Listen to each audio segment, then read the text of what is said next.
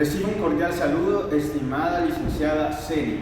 Mi nombre es Daniel Isaí Marroquín Sarceño y soy estudiante de la Facultad de Ciencias Jurídicas de la Universidad Tecnológica de El Salvador. En esta ocasión tengo el privilegio de dirigirme a usted para tomar en cuenta dos temas que son de mucha relevancia para el derecho. Pero para ello me acompaña aquí mi compañero de equipo. Reciban todos un cordial saludo. Mi nombre es Ariel Pérez y somos de la Facultad de Derecho de la carrera de licenciatura en Ciencias Jurídicas. Me gustaría hacerle una pregunta. Para usted, ¿qué es el derecho constitucional? Bueno, hay que entender como derecho constitucional a aquel que da origen y refleja la estructura de un Estado, como también de aquella que es la parte fundamental de un gobierno, como lo es la Constitución, en donde se refleja básicamente las funciones, se refleja la estructura y básicamente el ideal de un Estado como tal. Ahora me gustaría hacerle otra pregunta. Para usted, ¿cuál es el origen del derecho constitucional? Bueno, para hablar del origen del derecho constitucional como tal, hay que tomar en cuenta tres fases en la historia que fueron fundamentales para la creación del derecho constitucional. Podemos remontarnos a la antigüedad, como dije, en tres fases fundamentales, lo que es la antigüedad, la Edad Media y la Edad Moderna.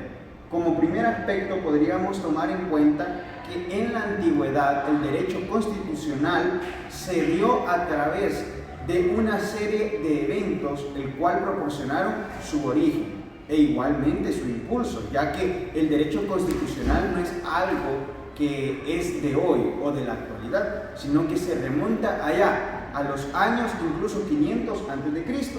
Para esto debemos de remontarnos específicamente a la antigua Grecia, más específicamente a lo que es la ciudad de Atenas, en donde comenzaron a surgir las primeras ideas sobre la estructura de normas constitucionales como tal. En este sentido, tomando siempre como base la ciudad de Atenas, es allí donde surgen también las primeras ideas de democracia directa.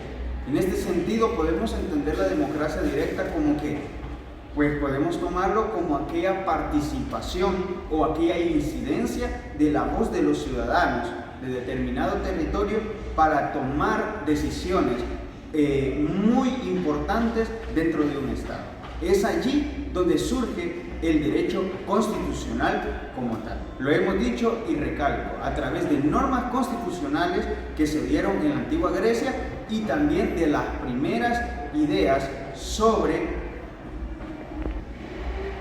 democracia directa. En este sentido, no solo en la antigua Grecia podemos ver el origen del derecho constitucional como tal.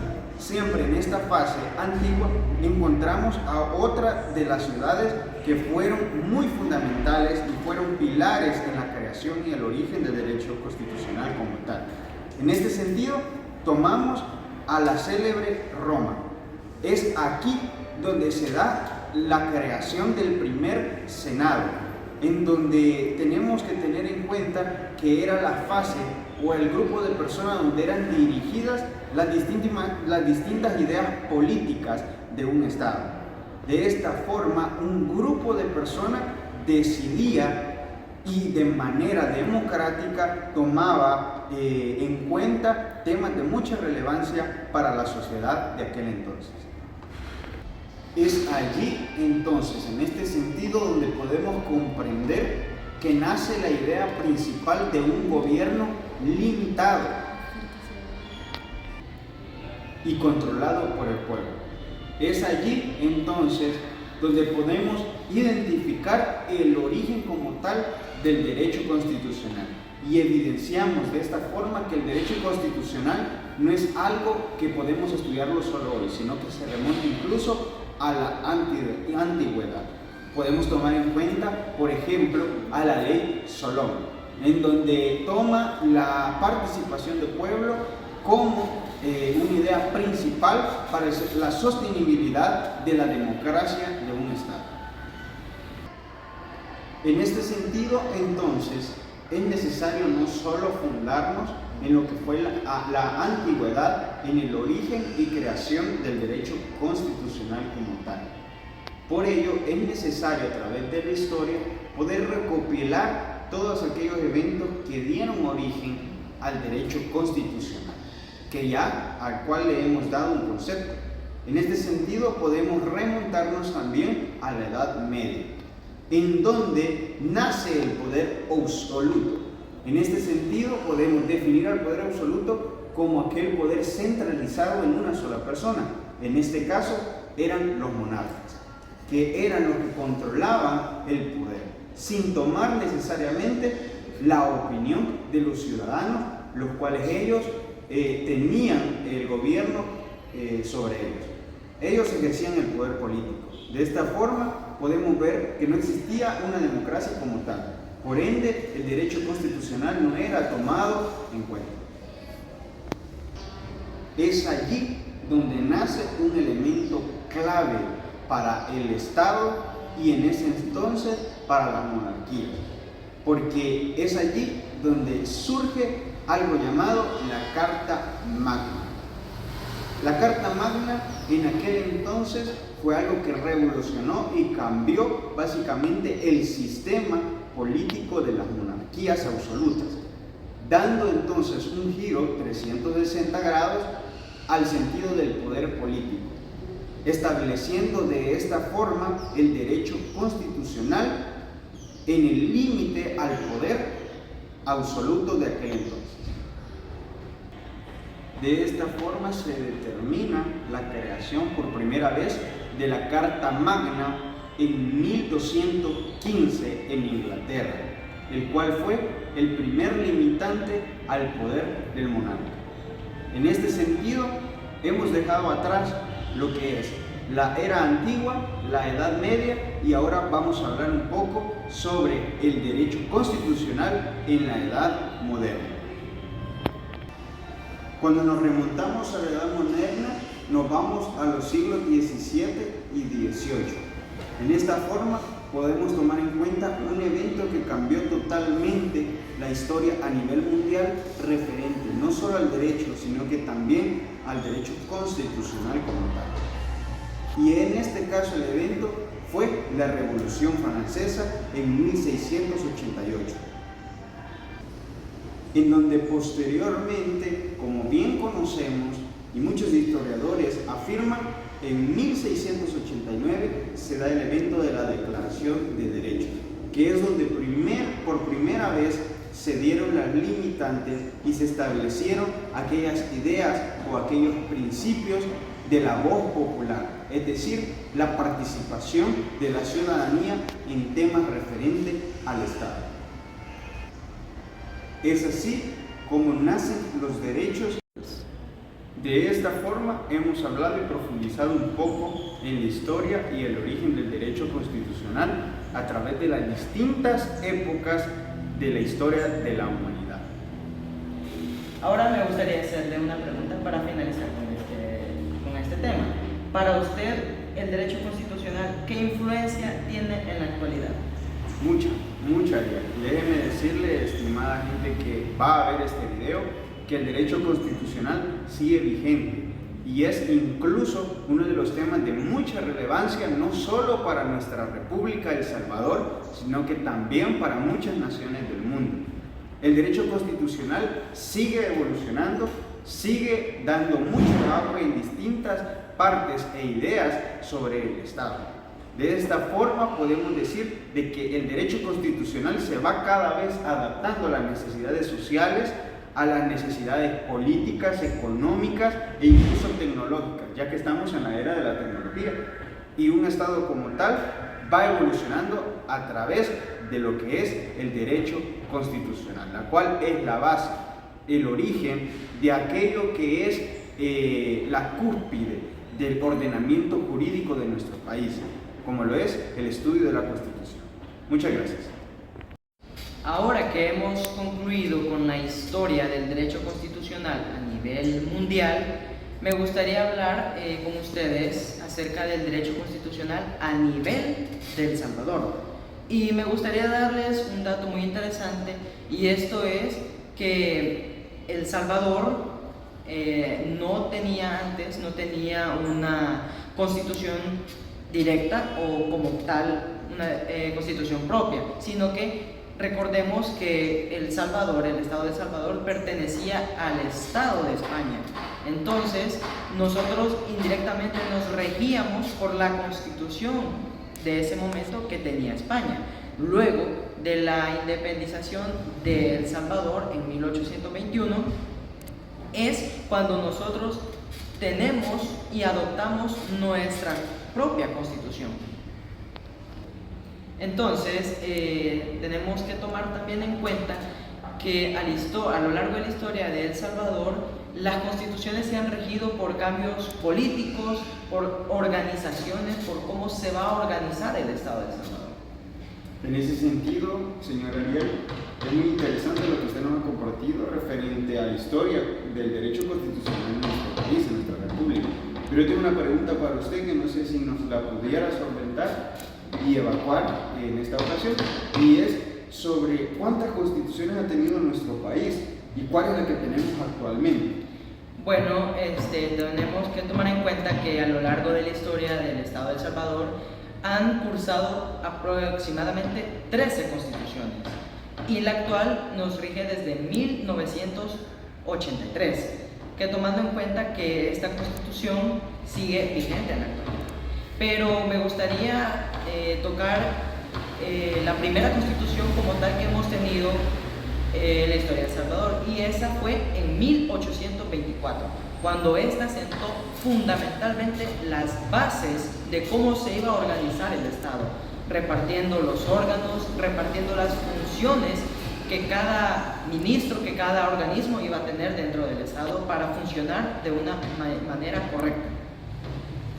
También me gustaría hablarles acerca de la Constitución que se dio en el año de 1865, que es muy importante conocer porque es ahí donde El Salvador introdujo los derechos fundamentales, la organización del Estado, la separación de los poderes, para que se considera una verdadera democracia dentro del Estado de El Salvador. En este sentido, señor Ariel, usted nos ha mencionado que se reconocen los derechos fundamentales de las personas alrededor de la evolución que ha tenido las constituciones en nuestra República de El Salvador. En este sentido, yo tengo una pregunta muy interesante para usted, que no sé si también me la pudiera contestar. Claro. Y es si hay alguna diferencia y cuál es y por qué se considera de esta forma el hecho de que nuestro Estado sea un Estado constitucional de derecho. Lo primero, establezcanos la diferencia entre un Estado constitucional de derecho y un Estado constitucional democrático de derecho. Claro, tenemos que tomar en cuenta también de que el Estado democrático de derecho es cuando en el Estado se ejerce la democracia como tal, valga la redundancia. Es cuando se respeta la decisión de la ciudadanía. Cuando el ciudadano toma el poder del gobierno, del Estado, es cuando el ciudadano elige sus gobernantes y cómo quiere ser gobernado. Pero también tenemos que tomar en cuenta el Estado democrático de derecho, que preguntó aquí el señor Daniel, y es cuando en el Estado democrático constitucional de derecho es cuando en este Estado está en la Constitución reflejados los derechos fundamentales, pero no solo basta con eso, sino que también que en el Estado se tiene que reflejar el respeto a los derechos fundamentales como tal. Y esto es lo que se introdujo en la Constitución de 1865. En ese sentido, señor Ariel, nosotros somos ¿somos un Estado constitucional de derecho o somos un Estado constitucional democrático de derecho? Efectivamente, nosotros somos un Estado democrático constitucional de derecho, por lo mismo que yo ya les había comentado, que se refleja en la Constitución los derechos fundamentales y en la realidad también se respetan los derechos fundamentales. Pero también me gustaría hablar sobre las constituciones que han surgido a partir del siglo XX. Como bien lo había dicho en la Constitución de 1865, en esta Constitución se introdujo los derechos sociales. Fue ahí cuando el Estado interpretó y quiso incluir los derechos sociales en la Constitución. Pero, sin embargo, esta Constitución no fue muy bien vista por la falta de efectividad que tenía. Pero también me gustaría hablarles acerca de la Constitución de 1972 a 1983, que es la que actualmente nos rige como Estado. En la Constitución de 1972 fue cuando se estableció un régimen por parte del general Maximiliano Hernández Martínez. Pero esta Constitución fue derrocada y fue reformada a la de 1983 para querer derrocar ese régimen, poder cambiar el estilo y la forma y sistema de gobierno que tenía en ese entonces el Estado de El Salvador. La Constitución de 1983 puso fin a este régimen y sentó las bases fundamentales de la democracia que hasta el momento nos rige en el Estado de El Salvador. En este contexto de la Constitución de 1983, recordemos que esta Constitución enfrentó y confrontó un momento crítico y muy delicado en la historia de El Salvador, que es la guerra civil. Esta Constitución buscó conciliar esta guerra a través de la democracia y implementó también los derechos humanos y la democracia como tal para derrocar este régimen que anteriormente teníamos. Pero también está la Constitución de 1992, que esta fue donde se incorporó los derechos también sociales. Hubo una cierta reforma con respecto a la Constitución de 1983 y sentó también las bases de los derechos fundamentales, la forma y sistema de gobierno y cómo se tenía que organizar el Estado para que se respetaran los derechos fundamentales que estaban plasmados en esta Constitución. También me gustaría comentarles que en este contexto, en esta Constitución hubo ciertos problemas o desafíos que tenía esta Constitución, que era la violencia, era la corrupción y también tenían los derechos humanos. Sin embargo, a lo largo de la historia de las constituciones que nos han regido como Estado de El Salvador, han surgido muchas constituciones con cambios muy drásticos, con el contexto de la guerra civil que tuvo que ser reformada para que en la Constitución se reflejaran los derechos fundamentales, la forma y sistema de gobierno y que se respetaran los derechos fundamentales, derechos humanos y todo ese tipo de cosas necesarias para que el Estado sea un Estado democrático de derecho. Entonces también me gustaría comentarles acerca de la Constitución. La Constitución tiene dos partes muy fundamentales en cuanto a ella se refiere, que es la parte orgánica y la parte dogmática. Teniendo en cuenta lo que ya había dicho sobre la parte dogmática y la parte orgánica de la Constitución, tenemos que tener en cuenta que la parte dogmática es aquella donde se reflejan los derechos humanos, los derechos fundamentales, los derechos civiles, todo tipo de derechos se reflejan en esta parte, en este apartado de la Constitución. Pero también tenemos la parte orgánica, que la parte orgánica se refiere a la forma y sistema de gobierno, a cómo se debe de organizar el Estado. Esa es, en pocas palabras, las partes esenciales que tiene la Constitución. Pero también me gustaría, como un dato curioso, darles las características de la Constitución. Una de ellas es la supremacía constitucional. La supremacía constitucional se refiere a que nada está por encima de la Constitución. Cualquier ley, reglamento, decreto, tratados internacionales, nada está por encima de la Constitución, como lo refleja la pirámide de Kelsen, en donde en la cúspide encontramos la Constitución como tal. Luego está la parte de la eficacia y aplicación directa. Esto se refiere a que en la Constitución todo lo que dice la Constitución es de manera coercitiva, va en contra de la voluntad de las personas. Aunque las personas, el pueblo, el ciudadano, no le guste tal disposición jurídica que aparece en la Constitución, el pueblo, el ciudadano, tiene la obligación de acatar lo que dice la Carta Magna. Si no, será sometido y será expuesto a un castigo legal. En ese sentido, señor Ariel, hay una pregunta y hay un aspecto muy importante. El hecho de que un ciudadano no esté de acuerdo con la disposición, en este caso de la Constitución, ¿cuál es el ente encargado de declarar que algo es, por ejemplo, inconstitucional? Es decir, entrando en tema de quien puede decretar o quien puede considerar inconstitucional un artículo, en este caso de la Carta Magna, ¿quién es el ente? Porque nosotros podemos tener una opinión, emitir un comentario sobre un artículo que vaya en contra de las disposiciones o de la realidad de nuestro país. Pero en este caso, ¿cuál es el ente encargado de determinar eso?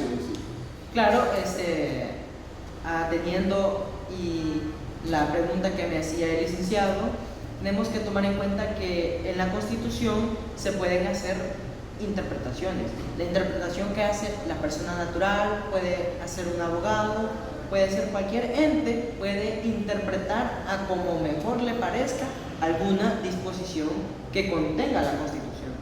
Pero el único ente y la sala autorizada legalmente para hacer una verdadera interpretación de la disposición que contenga la Constitución, y puede declarar si esa disposición es inconstitucional, es la Sala de lo Constitucional. Es la única sala competente para poder declarar la inconstitucionalidad de alguna disposición, aunque tenemos que también tomar en cuenta que si la Constitución dice es inconstitucional, la sala puede hacer esta interpretación y decir es constitucional, y por lo tanto se permite y se puede y se debe hacer como lo ordena la sala.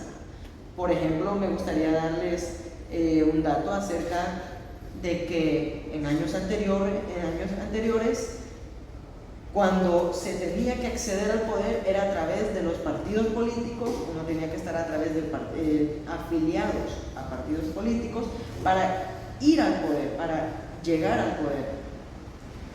Y me gustaría también decirles que la sala interpretó porque en ese momento había un problema y una persona que quiso llegar al poder no estaba afiliada a un partido político, y la Constitución claramente lo decía, que el único instrumento para llegar al poder es a través de los partidos políticos por medio de una elección popular. Pero la sala decretó que sí era constitucional y por lo tanto se hizo lo que la sala dijo, y esta persona llegó al poder a través de la resolución de la sala, siendo aparentemente inconstitucional porque en la Constitución lo prohíba, pero la sala dio esa interpretación y efectivamente esta persona tiene validez y por lo tanto llegó al poder.